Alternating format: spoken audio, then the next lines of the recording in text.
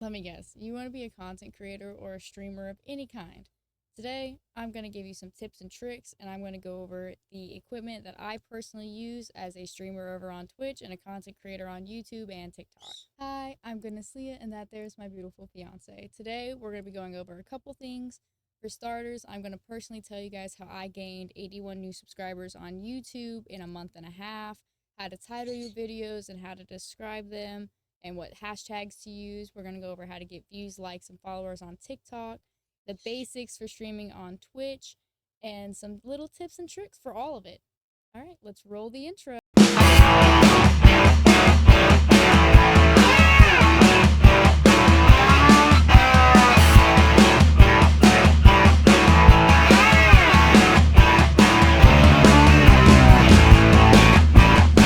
YouTube analytics from the last 90 days. As you can see, they weren't doing too hot down here. Occasionally, I would get almost 500 views, but no subscribers, nothing. And then it's like 1, 2, blah, blah, blah.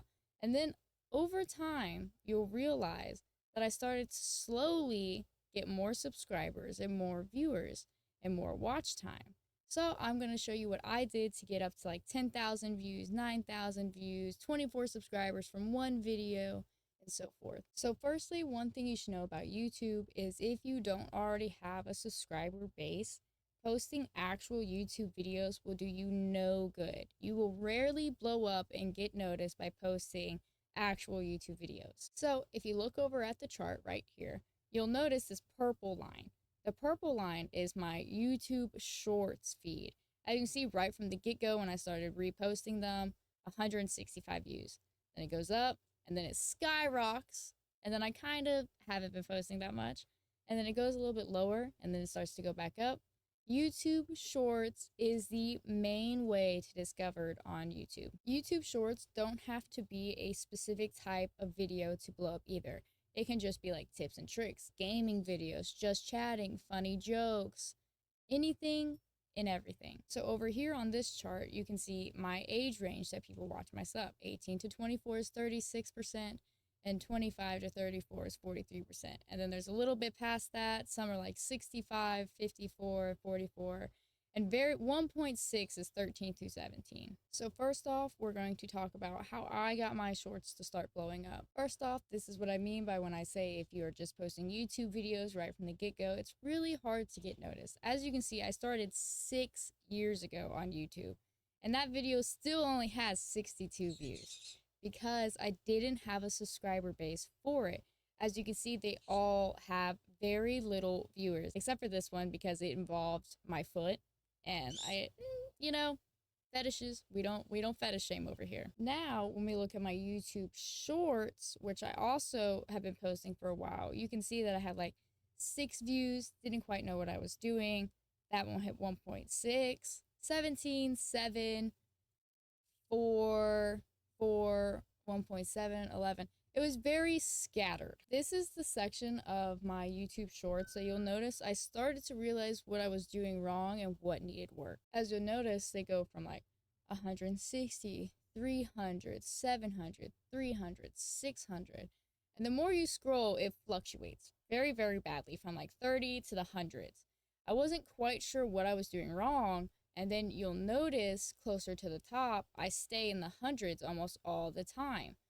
This is whenever I really realized what I was doing wrong and what worked for YouTube Shorts on YouTube. First things first, for it to be a YouTube short, it has to be less than 60 seconds. This is where I'm going to talk a little bit more in depth about it. This is a video where I got 1 view on, and I only put the title as 5 kills back to back, hashtag Cold War, hashtag Shorts, with my Twitch link. Versus this one that got 10K views, and all it reads is, dang it, man, hashtag girl gamer, hashtag funny, hashtag Twitch, hashtag Daisy gameplay, hashtag Daisy clips, hashtag Daisy PvP, and hashtag Twitch. With all of my socials linked. Yes, words are very hard. Please don't come for me. I'm sensitive. So one of the big things you probably realized right off the bat was that I only had 2 hashtags.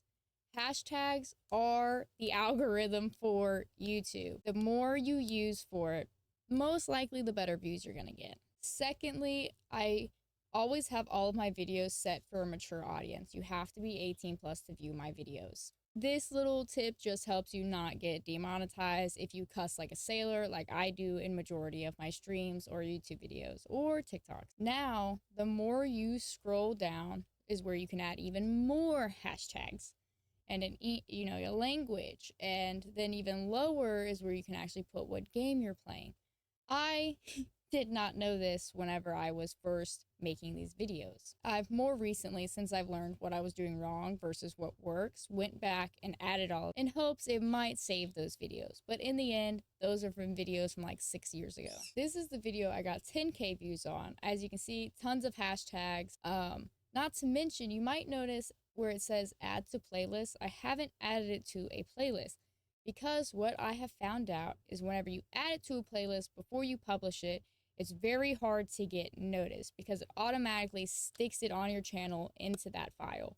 Versus when you don't add it to a playlist until like a couple weeks later when it's pretty much hit the max it's gonna hit. When you add it to a playlist, it basically kind of hides your video for some reason. I'm not saying don't make actual YouTube videos. I'm just saying make sure you're posting probably more YouTube shorts to get discovered beforehand. That way you actually have some subscribers who are actually waiting for you to post those videos. Like I said, it's a very fluke thing. Post just videos and get noticed in a short period of time. Like as these ones, you can see they are from 6 years ago and they have 62 views still, and they only had like 7 likes, which is crazy. Don't get me wrong. Like I said before, there are those very, very fluke ones that actually got some views and some likes, but that was very, very rarely. Now we're going to discuss everybody's favorite app for going down the rabbit hole at 3 a.m. when you just can't stop swiping on videos. We're going to be going over TikTok. I do personally have 3 different TikTok accounts. My Goodness Chaos, My Goodness Leah, and Goodness Explains. First and foremost, my Leah one does have a lot of followers, but I've also had this account from the get-go. This was my very first TikTok account. That's why it's marked as private, because this is more for like my family. This account I've had for 2 years now, and as you can see, it only has 319 followers and 5,000 likes, but I once again wasn't sure what the TikTok algorithm was. And as you can see, I'm kind of stuck in the 200 view category, which is totally fine. The reason this one is named Goodness Chaos is because it has a lot of different type of content on here. It started off just me posting clips, 455, yada, yada, yada. But then I got a little bit bored, and so I started posting just random little story times or just me talking or giving small little advice. But I also still kept posting gameplay videos in it. When you make a TikTok account, it's very important to know what your niche is and to know what type of account you want to have. Me personally, I'm a very chaotic person on stream. I get distracted like a squirrel. So that's why I have this account, which is some gameplay and some just me randomly ranting on. This video is a fluke, and I'll explain what it is. Before I tell y'all what that video is, I got 4,430 views, 101 likes, and like 53 comments on it. I want to give this tip out. I kind of recommend, but don't recommend this type of thing that I did. What I did was I knew, like I said, I'm stuck in the 200 viewer category, which means I'm not really getting above 200 views and I'm not getting less than 200 views. I'm sticking right there, even sailing. So I made a video that was very Karen-like, because what does the internet love more than a Karen? So I made a video. I recorded these 2 people. We live in a town that's mainly known for like meth heads and stuff like that. So I kind of recorded these 2 people at the park just being absolute tyrants with a bunch of kids around drinking and smoking weed. But I left out a lot of the context clues to make it more Karen-like. So I just recorded them blaring music, and that was it. And I just said, don't be like them. I got fucking hated on, which I have pretty tough skin. I'm not really too sensitive like I joked earlier. But like I said, it worked. I got my viewers up, I got my likes up, I got my followers up, believe it or not. So like I said, I don't really recommend doing it, but that also goes along with what you do whenever you get hate online. And as a content creator or a streamer, you're going to get a lot of that. Sometimes I ignore it. I will just ban them if I'm not in the mood. But other times I will antagonize them and I will strike a conversation with them So that way they have to keep commenting, they have to keep viewing, and yada yada. And it just is better for your viewers and all of that. Now, for my Goodness Explains, this is my newest TikTok. I started this year, 130. And all I do on here is I give little tips and tricks on how to stream and be a content creator. And people kind of love it. As you can see, once again, started off kind of bad because I wasn't really understanding what people wanted, what they wanted to see. But then it gets a little bit better. And people comment, they follow, they love this stuff because people constantly want to learn how to be better at this. Another thing you might notice when looking at this page is they all have thumbnails. They all say, what is OBS, 60 seconds or less, or yada yada. And that is a very quick way for when people join your page to know what that page is about. So they're not just constantly like, what is this video? Because they're not going to click it. But whenever it says like, things I do when I stream, don't do this if you can't take the hate, Twitch's new editing clips, blah, blah, blah. Stuff like that works really well. A lot of the Goodness Explained page is my own personal experience for being a content creator for 4 years. And some of it is from me personally doing my own research and watching other people's videos and getting ideas about what people are looking for, so I can give my own personal advice over that. The reason I started with TikTok and YouTube is because whenever you're not streaming, your content is not being consumed. People are not going to find you. Twitch is a very, very hard platform to get discovered on. That's why you need TikTok or YouTube or Twitter or Discord or any other platform that you can just post to when you're not streaming. This is so people still consume your content, can still be directed to your Twitch page or whatever platform you want to stream on. Or if you are just a YouTube person and you just make YouTube videos, still having those other platforms is still going to work in your favor. Because, like I said, when you're offline, your content is still just being crammed in their throats, which is amazing for you. I can't tell you how many followers I've gained on Twitch in that last month and a half from my YouTube blowing up, because I was constantly in the description being like, this is my Twitch, by the way, and people were getting directed to it. I'm almost at 700 followers now, and I think I was sitting at a steadily like 600. Now, to include some of the tips and tricks, while I also tell you what equipment I use to be a content creator. Probably the biggest thing you've already noticed is I don't have a fancy background. This is my bedroom. I have a lot of stuff. I have 5 bird cages back there that are very, very big, all hidden behind my door. One's over there. I have a PC for my fiance, everything. This is my bedroom. I don't have an extra room to make it all fancy. But I do have a neon light, but my cameras that I previously used never could pick it up. I also have a lot of experience when it comes to this type of equipment, because I bought the wrong shit so often. And I have so much extra cables and everything else that I just kind of know what you need. Firstly, I'm going to explain the equipment that I personally use to this day that took me years to collect and have enough money for. So for starters, my camera, the thing you are viewing me on right now. I use the Cairo Pro, which I did not always use. I used to use a little Logitech 1920 web camera from Walmart for many, many years. It is sufficient for whenever you first start out. It's beautiful. You can make it look almost pro-like, and it's a great first starter, and it's not that expensive. Meanwhile, the Cairo Pro is in the hundreds.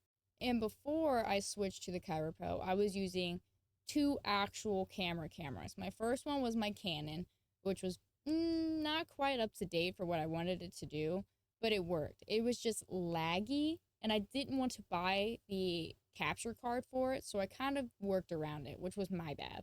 But it also worked for a good year, and then I decided to buy another camera. This camera had just came out. It was the Nikon Z30 content creator camera, which was $1,000.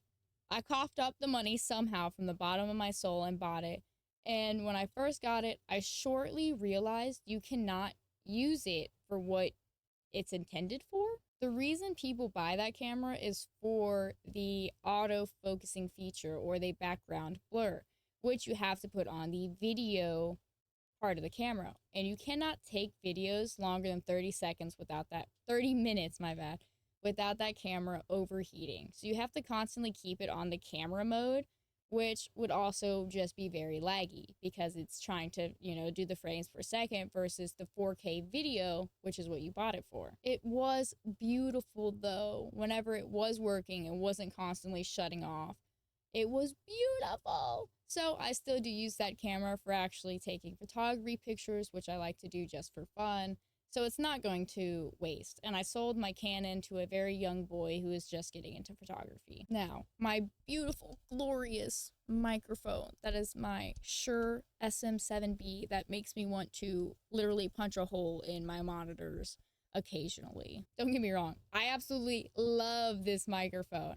But the audio mixing and like having to learn audio for it is what I'm talking about when I say I want to hit things sometimes. Now, before my beautiful Shure microphone, or Shrew? Sure? Not really sure how to pronounce it. My dad had just got me one off of Amazon that was just a little USB microphone, came with a boom arm, and it works pretty good for whenever I started out. Then my brother gave me his old Blue Yeti microphone, which was also very good. I had it mounted above me, like over here. It worked very, very well too, but I was still trying to get the best I could. So that's when I got this microphone after watching tons and tons of YouTube videos over it. Like I said, I love it. Definitely more pricey. I gave my Blue Yeti to a friend who needed a microphone. They love it. They use it constantly. The old microphone got thrown away because, like I said, it's been 4 years. I couldn't give it to anybody. It started having problems, and that's why I upgraded. Side note, just in case, I also have the HyperX Quadcast. I got that for my mom because I convinced her to start streaming and stuff, so that is the microphone that she uses. It is also a very, very good microphone, and it's a little bit cheaper than this one was, and I also recommend that one. The boom arm that you see here, I despise and hate with a passion. It is the Frameworks boom arm made for True microphones. It had a built-in GoXLR cable, which you can see here. You cannot remove it, or I'm just dumb and can't figure out how to remove it. It went out fairly quickly, which is why I have this cable. I personally don't like this microphone, simply for the fact that whenever I go to adjust this piece and put it more straight so I can see my third monitor, it falls off my desk, and it is a heavy ass boom arm, the heaviest one I've ever owned. And so that is why I personally do not like it. If I had it mounted a different way, or I didn't have to move my microphone as much, it'd probably be perfect. But I also don't like that it has that built-in cable that you cannot remove. So now I just have a huge ass cable behind my desk because I can't get rid of it. I do have finally a new microphone stand coming. It is the Fine low profile arm stand, and it should just be able to swing out, and I shouldn't have to worry about fucking moving it. That one I've watched a lot of videos over. It seems like it's really, really nice. It has cable management. I'm very excited to try it out. Also, for my camera, I do not use the camera stand it came with. I bought an additional one, which is the SCO2. It's the actual camera mount that can like suction cup to your desk. That's what I have my camera on, and it works perfect. It's not really that big. It does suction, but I just have it on a mouse pad, but it works good. Now, for my headset and my keyboard, I use Corsair. I use Corsair for my headset because I love Sweet Tails, the streamer, and she's sponsored by them. It's also Bluetooth and wireless. It plugs really well into my GoXLR. It's pretty good on sound. It's not noise canceling, but it's still really, really good. It has a mic that you can plug in or remove. I really like this. I really like this headset. My keyboard is, I believe, slightly waterproof, which I was really looking forward to because I always have drinks on the other side of my desk, and I'm always worried that when I'm gone, the dogs or something will spill it. This keyboard I've had for about like 2.5 years. It still works great. It has really easable, removable keys. They are cherry keys, which I also love because of that click, but you know what I'm talking about, that satisfying keyboard clicking noise. Now, I have the big GoXLR for my GoXLR mic. I severely have a love-hate relationship with my GoXLR.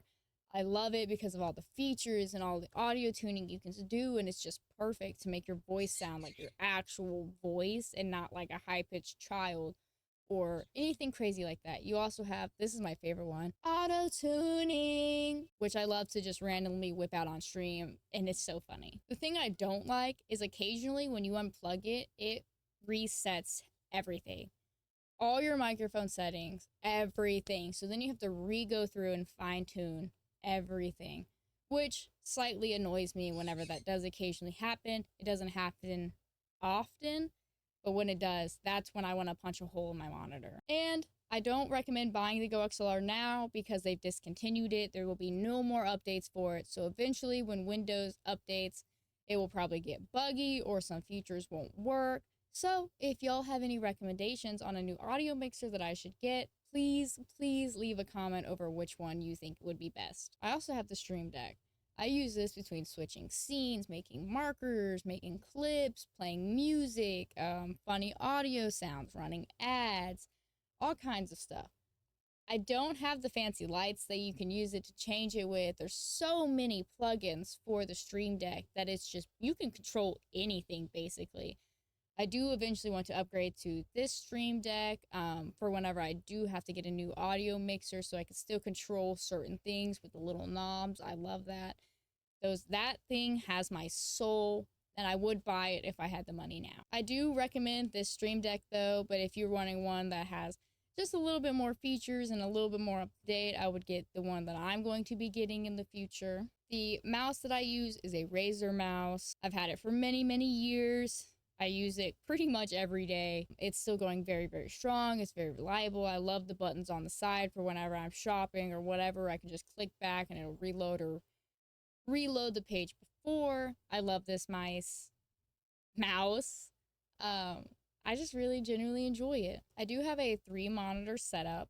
I used to have 4, but the problem with my 4 was I didn't have room for it. So one of my monitors were only showing like this much above it because I have it vertically. And so I eventually let go of my dream of having 4 monitors, and it's just in my room right now waiting for a use or a friend who will take it off my hands. I love my 3-monitor setup. I love it so much. I would definitely have 4 if I could, but even whenever you first start out streaming, having just your gaming monitor and a phone or a laptop is perfectly fine because you can still see chat on your phone or your laptop or vice versa. You definitely don't need all this. For my gaming monitor, I have the 32-inch Samsung curved monitor. It's not like severely curved, but it is perfect. I love this monitor. It's my favorite one. For my one that I have OBS on and everything else, it's a Asus monitor. It's also 32-inch. It is beautiful. I also really enjoy it. And then for my 4th monitor, I have an Acer, which is my vertical one, which I keep like Discord on or my stream or Lumia or anything else. I also really enjoy it. I don't see anything wrong with any of these monitors. 2, the Asus and the Acer, I believe, are fairly cheap from Walmart. And the Samsung Curve 32-inch is also not crazy expensive, but you also don't need those. You can just get an even cheaper one, a little 28-incher one, and that will work just fine as well. Or even just a little TV from Walmart. I used to game on only TVs, just like a little flat screen one. Nothing too crazy or anything like that. Just anything I could use to plug my computer up to, I would use. Now, I do obviously use a PC. You don't have to have a PC to stream. You can stream from Xbox or PlayStation. All of that is totally fine. There are so many apps that have come out and software to allow you to do like overlays, anything else you want on Xbox and PlayStation, just like on PC. I could not tell you what my PC is to save my life. I could pull up the specs and the system information, but in reality, I would either need my fiance, my brother, or my friends to tell me what is all in it. She's good. She's great. I know she's fabulous. I know she has a bitching motherboard from what people have told me. You don't need a high-end PC to also stream. You just need one to run a game. I have a 3-monitor mount, which I also have a love-hate relationship with, just because I can't really explain what my love-hate relationship is with her. She's super fucking heavy. She's simple to use though. She wasn't quite what I thought it was when I bought it, but I've made it work for about 1.5 years now. It's probably what I'm going to keep for a while until me and my fiance get a house when he's out of the military. And I have a HyperX extra large mouse pad. I have my keyboard under it, my camera stand, obviously my mouse. I have this little phone holder. I got this from Ross to hold my phone up right in front of my monitor. It doesn't cover it too much. I do have a little L-shaped desk. I have it like this. Like this is the smaller portion. That's the longer portion. It's got shelves. It's got that weird workshop thing that you can put little hangers on to like hang shit. I only have one on there. It either holds my cables or my headphone. I do have a big ass ring light, which you can probably see in my glasses. I got it from Walmart. You can plug shit into it. That's mainly why I got it. You can change the colors. The lights, the different everything. You can't really see my LED lights unless I turn off my overhead light to my room, which I just have some little floodlights and some little LED strips on my wall. All of this equipment will be linked below. I did get almost all of it off of Amazon. So if any of this stuff interests you or you're just curious on what the pricing is, I will have it all linked down there in the description for you. Now, finally, let's talk about Twitch and streaming on Twitch. I'm gonna give you a little rundown. Over here is the people you follow and then the people that they recommend to you. You can look up a browser, which is just like you can just browse different channels that are live for different games. Vice versa, like here you can see that. You can change the filtered by from like highest to lowest or recommended and yada yada. Now let's talk about actually creating a Twitch account and what your Twitch page should look like. First and foremost, creating your brand. This will be your logo. This will be what you put on your t-shirts, what your name will be, and vice versa.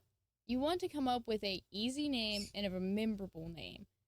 Mine's Goodness Leah, just because whenever I used to speak, I used to say goodness a lot. I think I read the back of my favorite snack and it said like goodness or something along those lines. It's easy to read. Now, for your banner, you definitely need a banner. You want to make it unique to you. And you can even have a little trailer video. I do not, simply because I don't know what I would put in it. It'd be like, hey, this is Goodness Leah. We do whatever we want, whenever we want. We say crazy stuff. We talk about everything. And I just haven't made one. If I'm being honest, I've been being lazy. I haven't made a trailer. And then over here on my banner, I also have some of my socials. And then, as you can see on the little line next to the black, it fades into that color very nicely. Whatever color your banner is, you kind of want that color to be able to fade into it. That way it looks just nice. It doesn't look crazy. You can't tell that it's like cut. It's very, very similar. This just makes it look a little more professional. Now for your about section, this is where you will have your bio and your links and then your basic panels. You want this to look neat and not just like crazily thrown around. So as you can see, I start off with my rules and then about me, and I have a cute little panel. And then I have my tip. I have a list of commands. Then I have this cute little what I read, and then I have my merch and Discord. And this is just a little thing so people feel safe, you know, that they're not going to get judged if they're in the LGBTQ or anything like that. And then down below, I have my wish list, my stickers that people can put on my stream with bits. Oops, sorry, right there. And then I have my blurb so people can play audios whenever I'm streaming too. One thing a lot of people get wrong when they're doing this is that their bio should be short and sweet. It's a very short intro about you. And then in your about section is where you get to put a little bit more detail about who you are and what your channel is over. Now your schedule. Having a schedule is also very important. So this, because people can download this to their phone to actually know whenever your next stream is, but it also just helps so people know when your next stream is. I need to update mine because we're about to go into the work season, so this will not be accurate and I will only be streaming on like Mondays. This also gives your stream, your viewers, your followers, people who come in, a little prompt to what you will be doing that day on stream. As you can see, I never really knew what the fuck we were going to be doing on stream that day. So they all say the same thing. Life is like a box of chocolates. You never know what you're going to get. I recommend saving your past broadcast videos. It's an easy way for you to go and make clips. People, whenever you're offline, if they missed your stream, can rewatch it. Or if you like play music that is copyright strikeable, do not save your past broadcast. You will get copyright striked. They will mute your stream. Another alternative you could do is have a VOD channel on YouTube. This just means whenever you get done streaming, you just go into your video settings on Twitch, you export your video, and you post it on YouTube. Full stream, unedited. That's what a VOD channel is for. And a lot of people do it, and it's also a good way to save your videos. Now, for your clips, as you can see here, they have a featured clip option. Twitch has updated to where whenever you make a clip or anything like that, if you don't mark it as a featured clip, it won't be on your page. So it'll just be like hidden just for you to see if you're just making like 500 clips to make one TikTok. That way it's not just spamming it. Now, let's talk about offline banners. Yes, it's good to have one for whenever you are offline. So if people click your channel and be like, oh, are they streaming? And they click, they see this image. This is mine, obviously.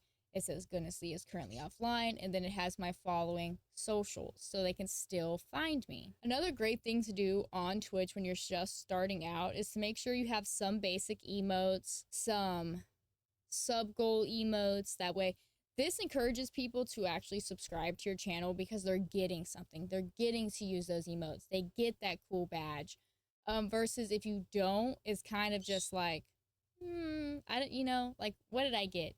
Not watching ads, and that's kind of it. Also, when you first start out streaming, in the ads manager section of Twitch, you're gonna want to turn the ads off because when you're first starting out, there's not really a point to it. And even whenever you're just in a basic affiliate, like you just hit it, woo, you became an affiliate, and you want to make a little bit more money, sometimes turning the ads on will just flood your audience with ads and they will just leave because they don't want to watch ad after ad after ad.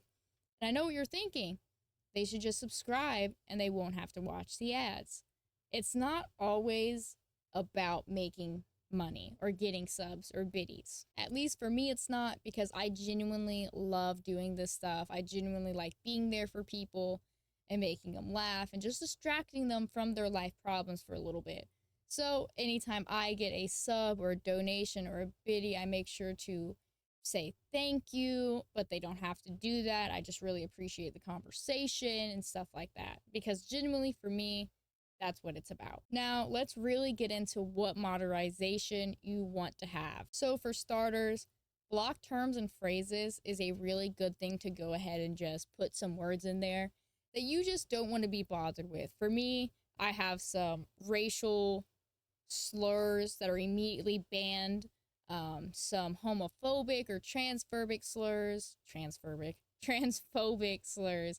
I have all those pre-blocked, so I don't even have to waste my time with them when somebody comes into stream saying that stuff, because some people will do that. Now, something I don't recommend doing for block terms and phrases, some people think it's a good idea to put like their real name or their phone number or their address or anything like that, their IP, in that, so nobody, if somebody does find it and they try to type it in stream, it gets blocked. This is bad because then that person 100% knows that that is you, that they just found you, that they just got your address or anything, your phone number. I do not recommend doing that at all. Even if you use your real name on stream or whatever, do not put that stuff into block terms and phrases. It will just end poorly for you. If they type that stuff on stream and it happens to be accurate, you play it off. You play it off hard. You're like, yeah, that's totally me. You for real got me. You just want to play it off. It's the better option. So permanent terms and phrases are words that people have typed in and your auto mod has caught them, and you have to either allow the words they said or deny them. So whenever you allow them, they will be in your permanent terms or phrases. And you'll probably end up with a lot of these, because whenever you have like Lumia or what's the other one? Nightbot, stuff like that, they are going to auto catch any cuss word basically. And like I said, I am an 18 plus streamer and content creator, so there's a lot of cussing going on, even in chat. So I have a lot of permanent terms and phrases that I have allowed. This is another really important setting to have turned on. The block hyperlinks. You want that on because it's the same thing when it comes to people coming in with hate and stuff. Some people will put links in your stream that will actually be like to leak your IP address or stuff like that. So it's just better. Somebody could literally put a Pornhub link and you will probably get banned. So you just want that on. So people other than your moderators cannot post links. It's better overall. Trust me on this. Personally, so I don't get a lot of spam or anything like that, I have it turned on so where all chatters must have a verified email, which I'm most certain you have to do anyways to have a Twitch account. Another great thing that I did for my mom when she first started out is to make sure that they had a verified phone number. I'm very protective over my mom. I hate when she gets hate. It just boils me and I become very, very rude. I did eventually turn this off and we have it where it's just normal now. But it's a great way for when you're first starting out too to avoid a lot of fake accounts or bots or people being mean. And this is specifically just for if they want to type in chat. As you can see, to be a follower, they don't have to have any of that. And then you have your chat rules. So whenever somebody first comes into your stream and they go to type in your chat, they have to verify that they have read the rules. Like they just have to agree to them. And this is called TOS. And this means if they break it, they can instantly get banned or whatever. You can ban people with no reason anyways if the vibes are off. But this just tells people that if they follow these rules, they most likely won't get banned from TOS. So I have be respectful to everybody under any circumstances, whether it be no harassment, racism, or homophobic comments or actions. I had to throw in this rule because an old friend group of mine would constantly beef with one another. And then they would bring it into my stream and they would like talk shit on each other, or they would just try to get me to pick a side while I'm streaming and I'm trying to have a chill stream. So I had to put do not try to start drama or bring up problems you have with another individual in my live stream. This was because a lot of them were in my Discord and I had told them previously if they had a problem that they couldn't work through to just direct message me about it and not try to bring everybody else in on it. And then I have fun and be your fabulous self because we're here to have fun. I do have unban requests turned on. This is so if you ban somebody, they can send you a little appeal. Sometimes they're super, super funny. I have stopped banned users from viewing your stream. This is so if you ban somebody for some reason, they can't see like your past broadcasts. They can't still watch you. Because if you have it turned off and you ban them, they can still consume your content, which you might be okay with because they still count as a viewer. Me personally, I have this turned on because one girl was specifically literally copying me to a T, which is flattery to a point, and then it's just kind of creepy. So I turned it off so she could stop literally copying and pasting who I was. So follower only mode is good for whenever you're getting botted with like a hate bot or whatever, which is where people pay these bots to come in and hate on you or post links or whatever. This is a good alternative for when that happens. Or I don't know. I'm not really a fan of it unless it's that occasion because I just want people to be able to chat. But I can see in the end it would help people get followers. But after they say what they want to say, they most likely will unfollow you. And then subscribers only chat. That's a good way to reward your viewers. Like if you want to do like a little special stream just for the people who are like helping you pay things, which is what subbing is, you get half of the cut. If you're just doing it every day, I don't recommend doing that because that's not a good way to get subscribers and it's not a good way to show your community that you care about them, all of them. Now in the actual stream settings, you have disconnect protection, which I have turned on. This just means if like let's say your power shuts off or your Wi-Fi goes out, you have like 90 seconds that it will replay, like a replay buffer for you to get reconnected to stream without it just immediately ending, which is also really good. I don't have a lag on my stream. I know I should for the games I stream. I get stream sniped often, but I just don't because I hate talking to chat and having to wait like 5 minutes for them to catch up to what I said. I have copyright audio warning turned on. That way it'll notify me after my past broadcast if I had got a warning strike or whatever. Because I think you can have 3 actual copyright strikes before you get banned. Sometimes they will just go through and mute the audio in your stream and they don't count it as a strike. But if it's really long or like the whole thing, I think that's a strike. VOD settings, like I said, I have my broadcasts stored for up to 7 days. It automatically always publishes my videos. And then I have clips enabled so anybody can make clips. This is the featured clips tab. For my bits and cheering settings, I have it set for 1 and 1 and then 100 to pin. A lot of people when they first start out or big streamers have the minimum set a lot higher than 1 because they will constantly get spammed with 1 bit after 1 bit after 1 bit. I personally don't mind it because I'm just happy if you give anything, really.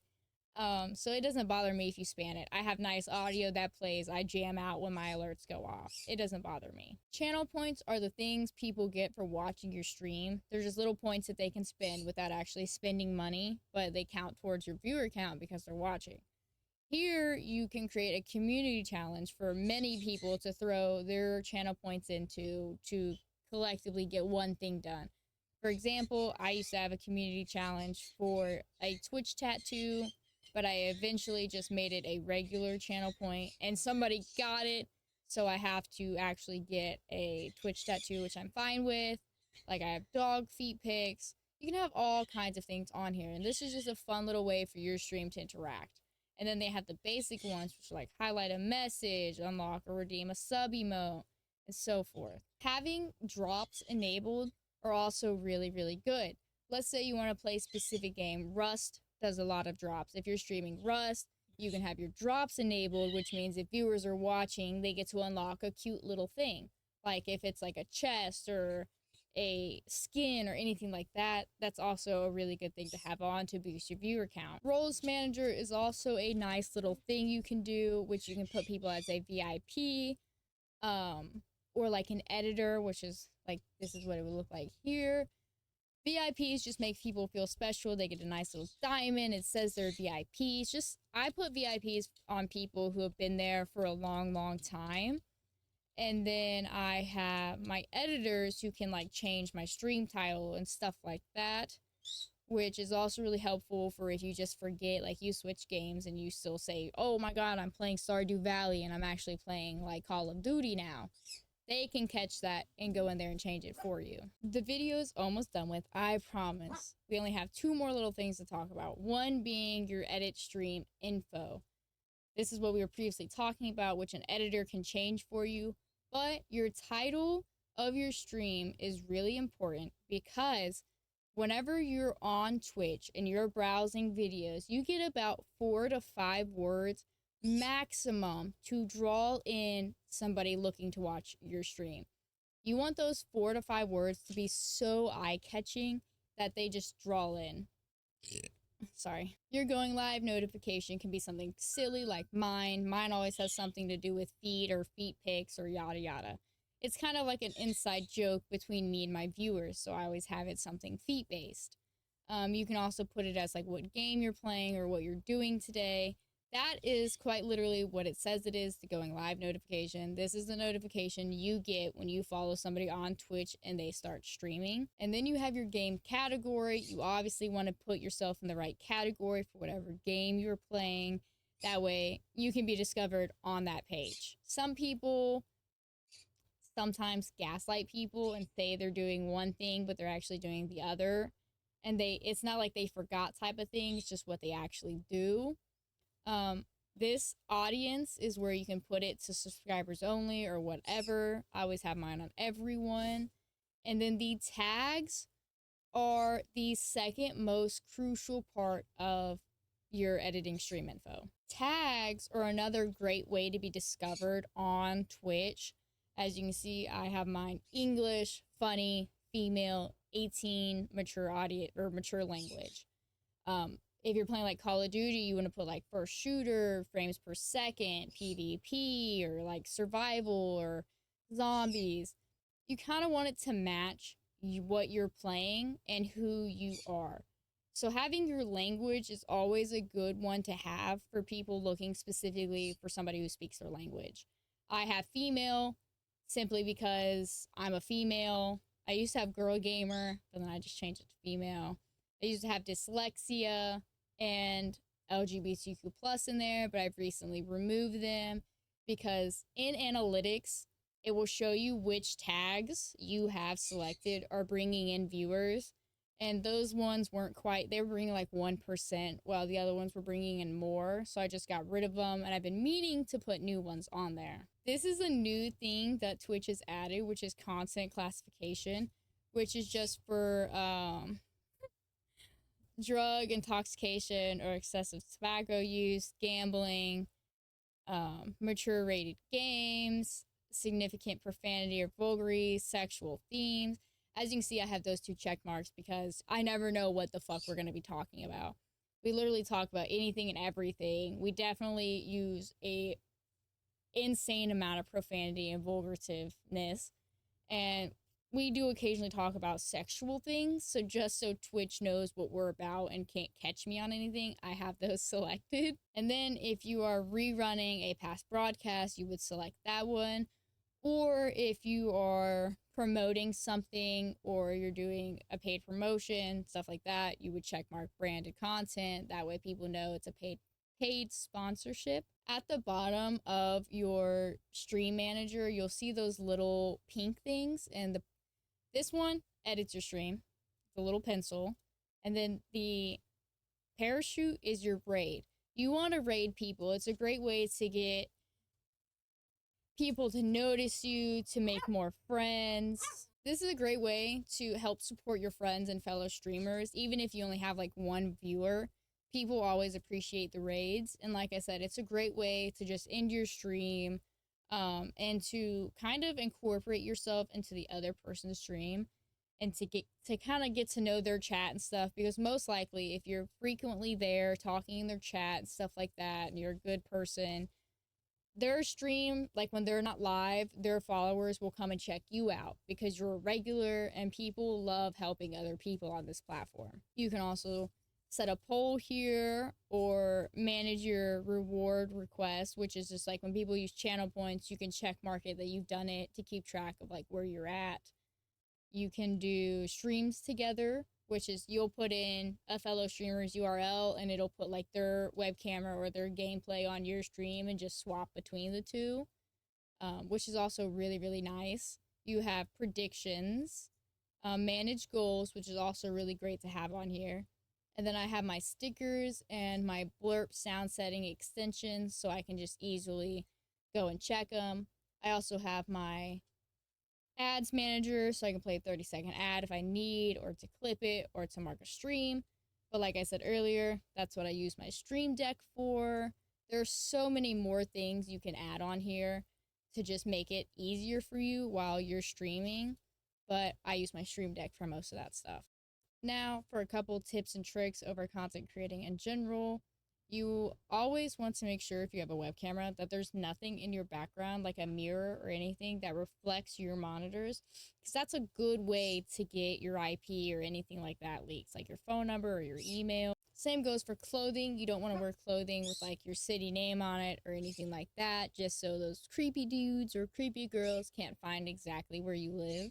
Another little thing that you might want to do is rewatch your videos. And I'm not talking just to make clips, to just highlight parts of the broadcast. I mean to actually watch you and to see what you need to work on.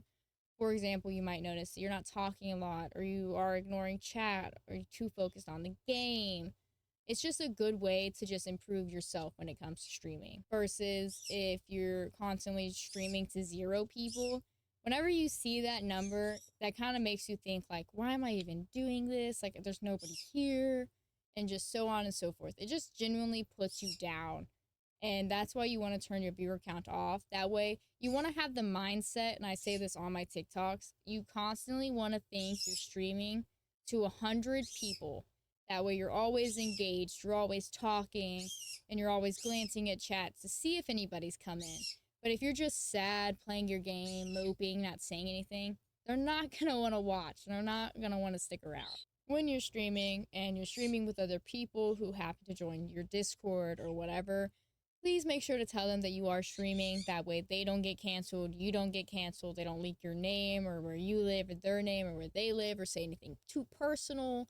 You just want to make sure that everybody who is with you knows that you're streaming. That way that stuff just doesn't happen. And that brings me to like another little tip. Whenever you are streaming, even if you have 0 viewers or 0 chatters or just some lurkers, you want to constantly keep talking as if you're making a YouTube video, or you want to have somebody in the Discord with you, so there's constantly talking back and forth.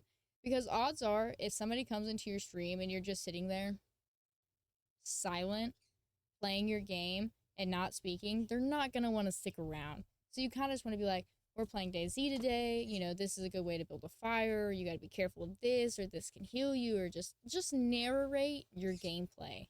It can only help you in the end. And to help with that, you want to turn off your viewer count. You don't want to see your viewer count, because all that does is either make you feel really, really good for a little bit or really, really bad for a long time.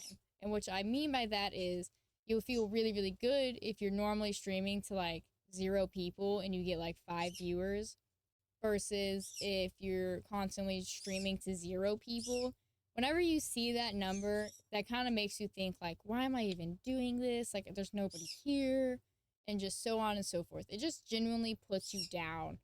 And that's why you want to turn your viewer count off. That way, you want to have the mindset, and I say this on my TikToks, you constantly want to think you're streaming to 100 people. That way, you're always engaged, you're always talking, and you're always glancing at chats to see if anybody's come in. But if you're just sad, playing your game, moping, not saying anything, they're not going to want to watch. They're not going to want to stick around. Also, there's this big narrative around if you are a streamer and you take a break or you miss a day or something like that, that you basically have to start over to 0, like you're starting fresh. And that's kind of true to a point. If you take like a really long extended break, like a year or something like that, odds are you'll probably start around less than half of what you were at. Versus if you're just not feeling gaming or making content that day, don't. Because people can tell if your heart is into it or not. And if you're just sitting there kind of like, yeah, you know, blah, blah, blah, versus like, oh my God, like engaged, that's going to determine whether people stay and talk versus leave. Basically, if you're just not having a good mental health day, or you're just not in the vibe for it, just don't do it. It's not going to be the end of the world. It will be okay. Now, if you want me to go into more in depth over like the GoXLR or OBS or Streamlabs or Lumia or Twitch or anything like that, I can do that because I have used all that stuff. So please leave a comment down below if you would like me to elaborate on anything or go more in depth. Make sure to subscribe and like this video and check out my other socials. I'm either live or posting TikToks or posting on Patreon. And I shall see you guys in the next video. Bye!